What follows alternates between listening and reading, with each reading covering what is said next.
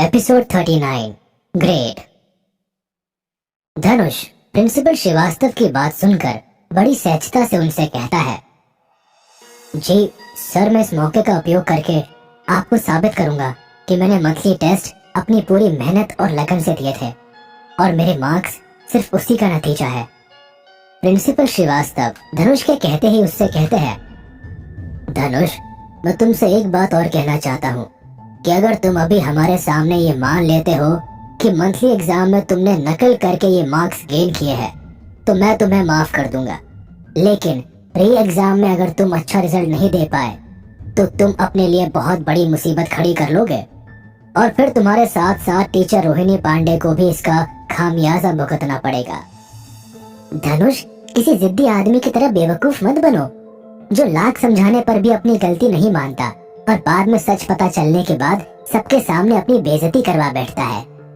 पिछले 1 साल से तुम जिन हालातों से गुजरे हो उसके साथ हमारी संवेदना जरूर है और हम ये अंदाजा भी नहीं लगा सकते कि और किन किन मुसीबतों का तुम और तुम्हारी फैमिली ने सामना किया है, लेकिन वो कोई कारण नहीं है कि तुम्हें स्कूल एग्जाम में नकल करने की अनुमति दे दी जाए। तुम्हारे मार्क्स इतने ज्यादा है कि तुम्हारा पिछला रिकॉर्ड देखते हुए उस पर भरोसा करना नामुमकिन सी बात है। हमें लगता है कि तुम हम सबको बेवकूफ समझते हो। एक के बाद एक टीचर धनुष को उसकी गलती मानने के लिए अपने अपने तरीकों से समझा रहे थे।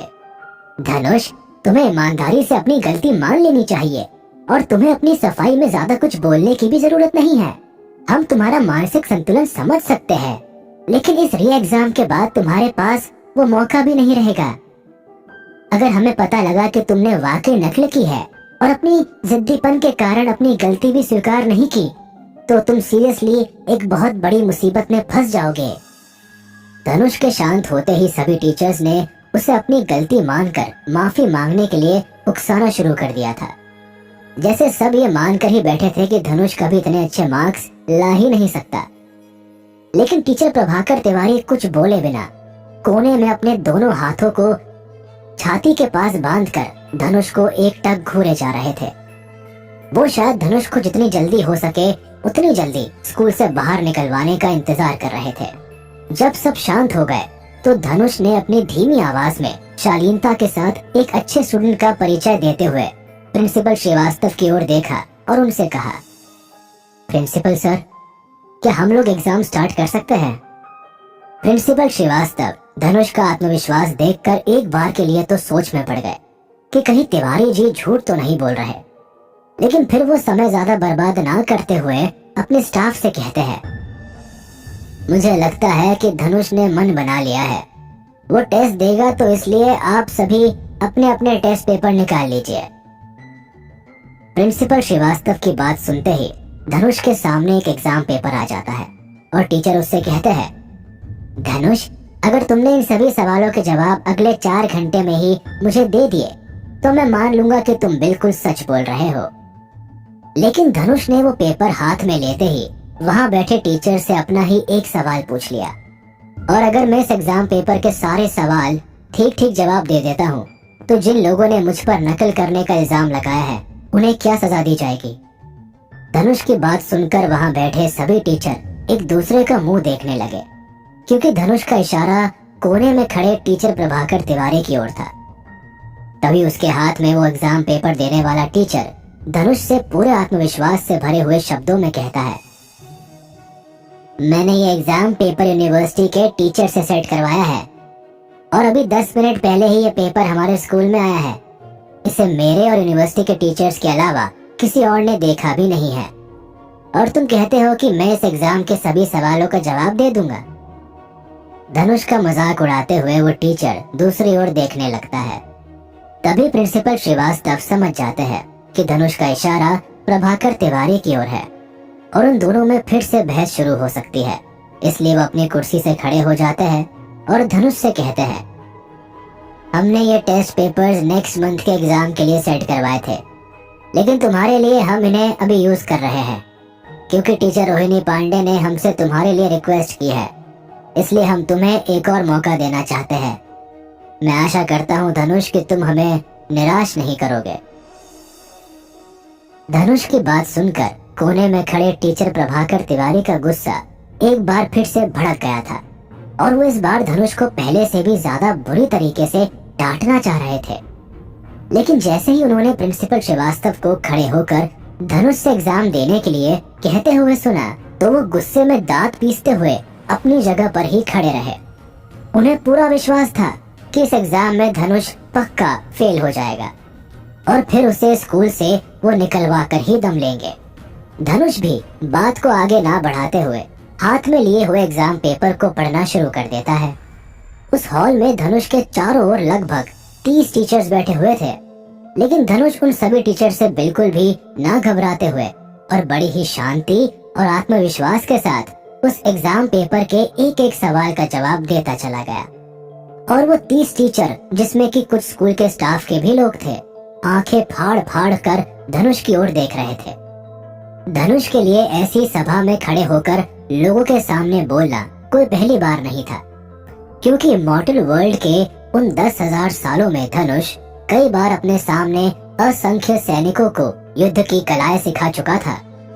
इसलिए उसके लिए वो 30 लोग जो उसे डराने के लिए घूरे जा रहे थे ताकि वो एग्जाम देखकर अपना आत्मविश्वास खो दे, धनुष को उनकी घूरती हुई उन नजरों का कोई फर्क ही नहीं पड़ा और वो जल्दी जल्दी सभी सवालों का जवाब देता चला गया।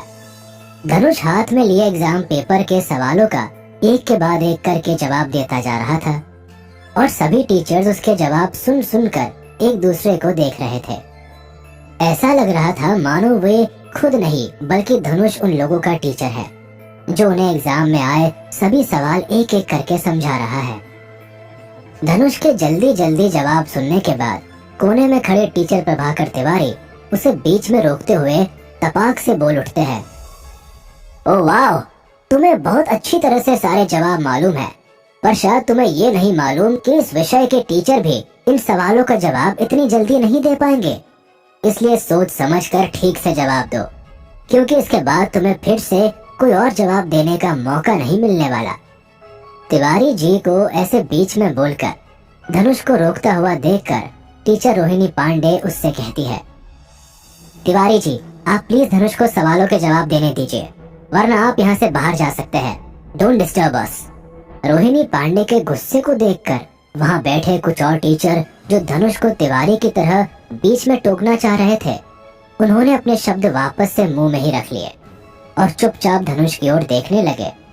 उन सबको मालूम था कि टीचर रोहिणी पांडे के पिताजी एजुकेशन मिनिस्ट्री में एक बहुत अच्छे पद पर है और उससे बहस करना उनके लिए बहुत ही नुकसानदेह हो सकता है।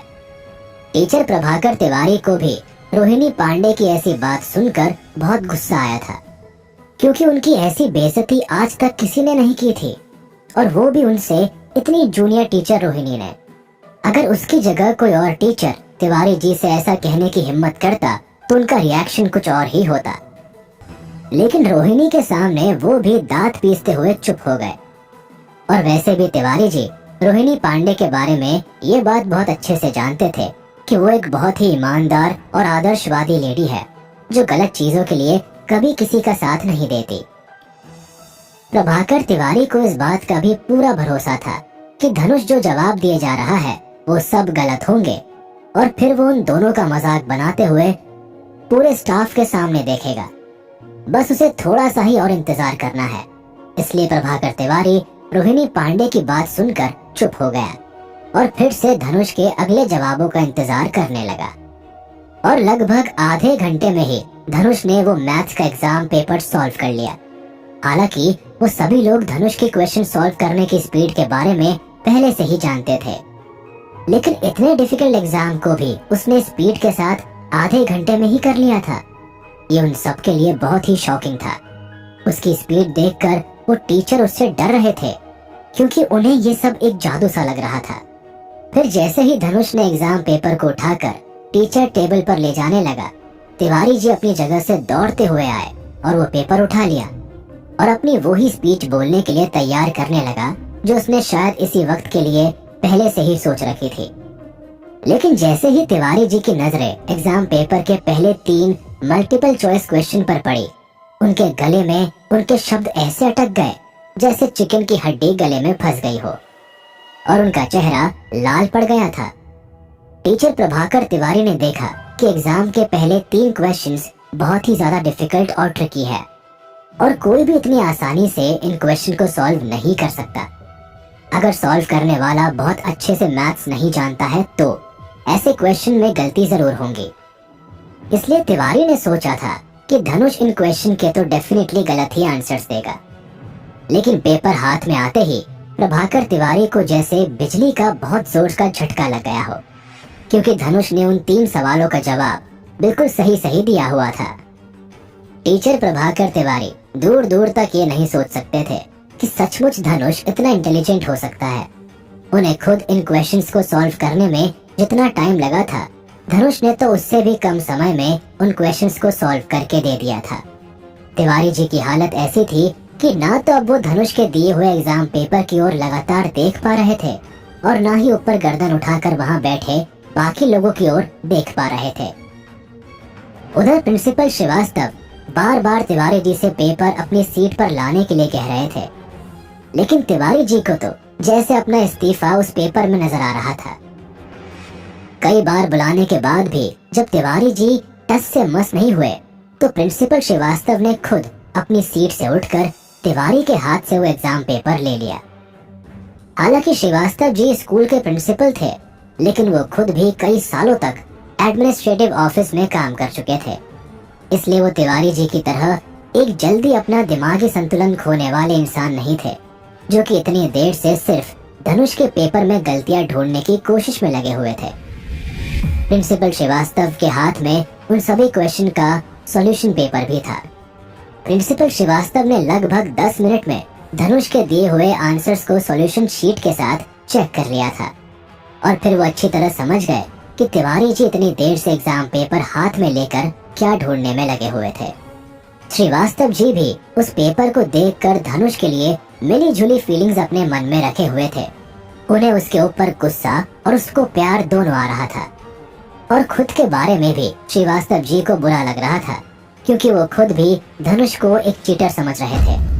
फिर प्रिंसिपल श्रीवास्तव की नजर उन सभी टीचर्स पर भी गई जो उन्हीं की ओर आंखें फाड़ फाड़ कर देख रहे थे। उन्हें भी धनुष के आंसर्स के बारे में जानना था। प्रिंसिपल श्रीवास्तव ने सभी टीचरों की उत्सुकता को देखते हुए उनसे कहा, धनुष ने सभी सवालों का बिल्कुल सही सही जवाब दिया है। इस टेस्ट में भी धनुष को काफी अच्छे मार्क्स मिल गए।